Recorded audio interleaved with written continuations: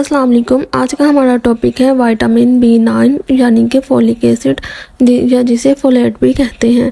Vitamin B9 जिसे folic acid भी कहते हैं, ये हमारी फूड्स में नेचुरली प्रेजेंट होता है, जैसे कि leafy green vegetables, citrus fruits जिनमें ऑरेंजेस और लेमन आ जाते हैं। इसके अलावा बीन्स में भी जो फोलिक एसिड है वो प्रेजेंट होता है।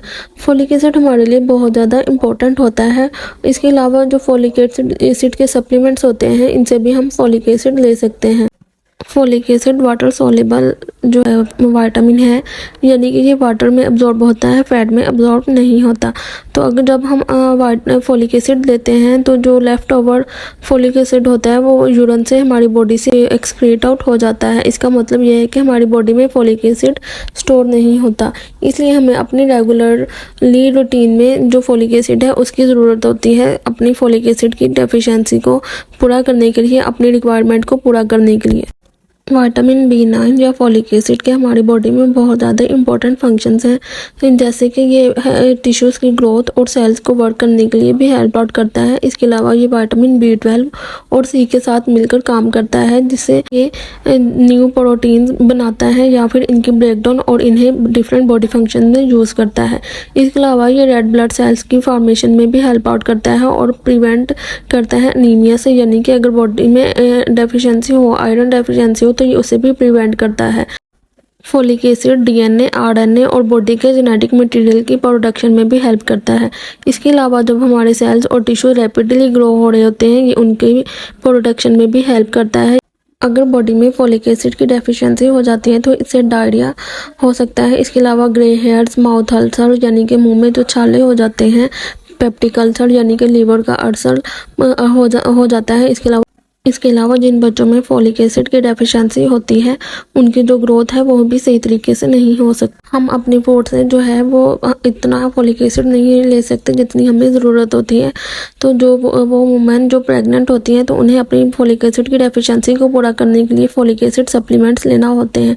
अगर उनमें फोलिक एसिड की डेफिशिएंसी हो तो उससे जो है न्यूरल ट्यूब डिफेक्ट्स हो सकते हैं। वो फूड जिनमें फोलिक एसिड प्रेजेंट होता है उनमें leafy green vegetables, dried beans और पीज, सिट्रस फ्रूट्स और जूसेस प्रेजेंट होते हैं। फोर्टिफाइड जो फोलिक एसिड होता है वो भी प्रेजेंट होता है, जिनमें ब्रेड होती है, सीरियल्स, फ्लोर्स, पास्ता, राइस और बहुत से ग्रेन्स में भी फोलिक एसिड प्रेजेंट होता है। फोर्टिफाइड वो फूड्स होती हैं, या फोर्टिफाइड फोलिक एसिड वो होता है जिनमें हम किसी फूड में खुद से फोलिक एसिड ऐड करते हैं, जिनमें पास्ता, राइस और बहुत सारे ग्रेन्स आ जाते हैं। अगर हम फोलिक एसिड को अपनी डेली रिक्वायरमेंट के मुताबिक लेते हैं तो ये हमारी बॉडी में हार्मफुल नहीं होता। इसके अलावा जो है फोलिक एसिड वाटर सोल्यूबल होता है, इसलिए ये बॉडी से रेगुलरली रिमूव हो जाता है। इस तरह जो है बॉडी में एक्सेस लेवल फोलिक एसिड का स्टोर नहीं होता। फोलिक एसिड की डेली रिक्वायरमेंट को पूरा करने का बेस्ट वे ये है कि हम अपनी फूड्स जिनमें फोलिक एसिड प्रेजेंट होता है वो अपनी डाइट में इंक्लूड करें। इसके अलावा जो इन्फेंट्स होते हैं 0 to 6 मंथ्स के जो होते हैं, उन्हें 65 mcg per day folic acid की ज़रूरत होती है, और वो बच्चे जो 7 to 12 मंथ्स के होते हैं उन्हें 80 mcg per day folic acid की ज़रूरत होती है। मेल्स की पर डे रिक्वायरमेंट में 400 mcg पर डे होती है, और फीमेल्स जो 14 से अबव होती हैं उन्हें भी 400 mcg per day folic acid की रिक्वायरमेंट होती है। इसके अलावा जो है फोलिक एसिड की requirement person to person vary करती है, यानी कि हर पर्सन की डिफरेंट रिक्वायरमेंट होती है फोलिक एसिड के लिए।